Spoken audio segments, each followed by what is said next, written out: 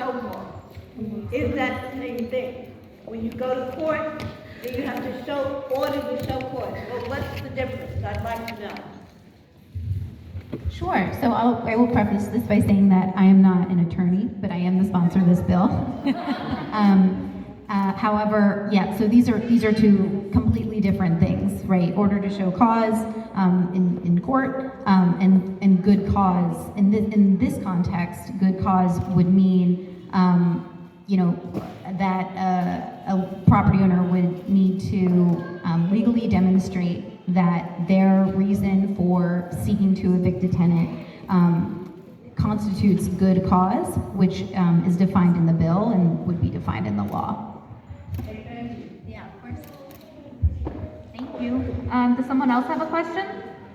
I don't have any questions, but I live in a group home. I used to live I used to live in the department, but not no more because I live in a group home. It's not the real building, but it's not.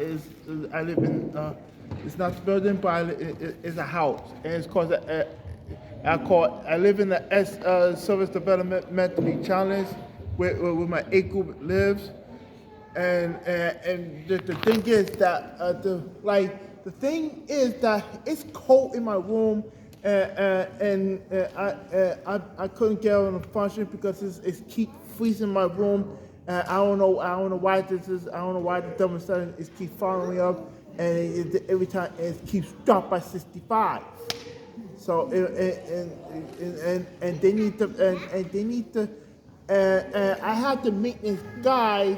Like I have a maintenance guy that had to come and fix the heat.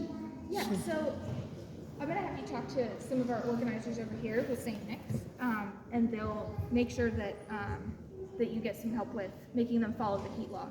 Yeah. Okay. Yeah. Okay. Cool beans. I'm going to invite Miranda.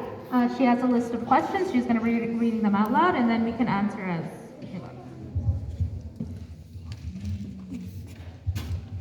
So we've got a couple questions here about why the carve-out or the exception for owner-occupied up to 4 units.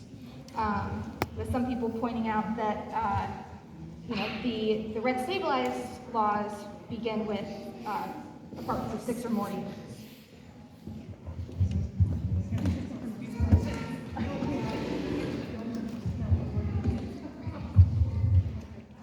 Sure. So just to make sure that I heard the question right, Miranda, they want to know what the rationale was for making the bill, the exemption in the bill, owner-occupied buildings with fewer than 4 units, right? Yes. So the rationale for that is it's not really related to the law regarding rent stabilization.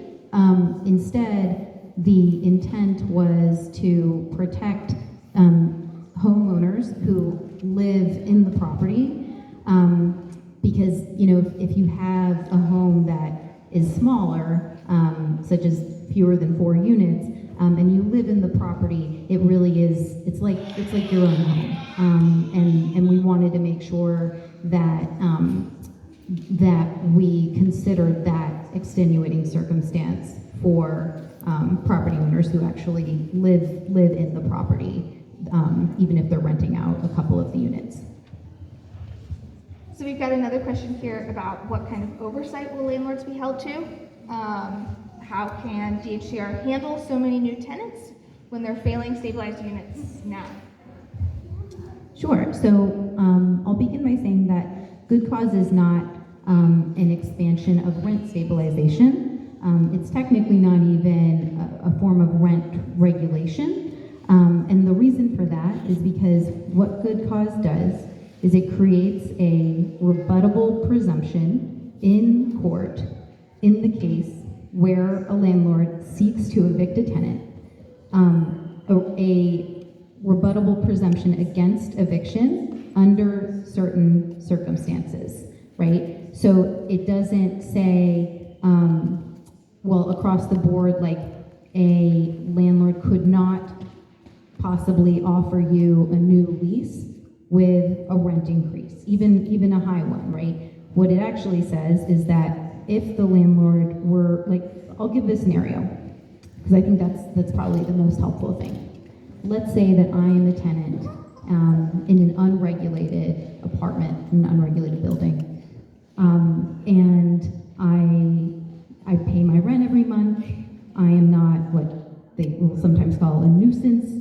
I'm not harassing my neighbors or my landlord, and I'm just like living my life, not doing anything wrong.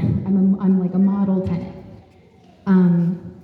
And then when it comes time for my lease to expire, my landlord says, I'm going to increase the rent by 50%. That might sound like, oh my gosh, that's so high. That never happens. It happens all the time. We receive these cases all the time from constituents.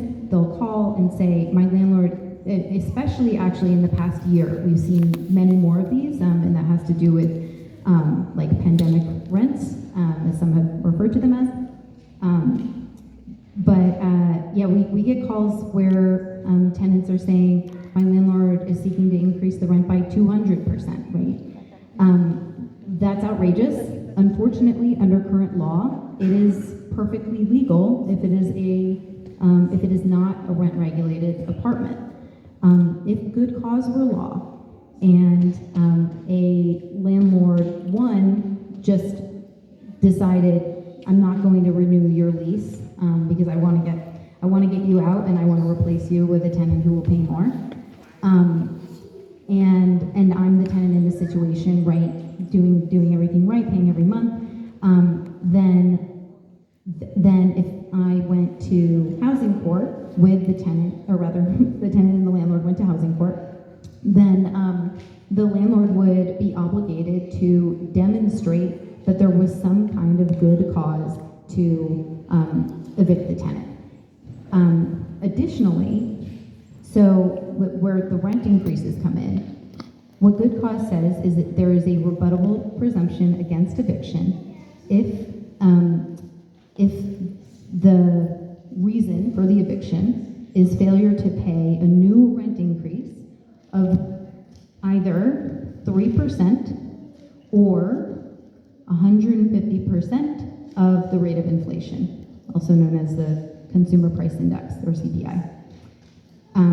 Right now, the rate of inflation is actually pretty high. It's like maybe 6%, just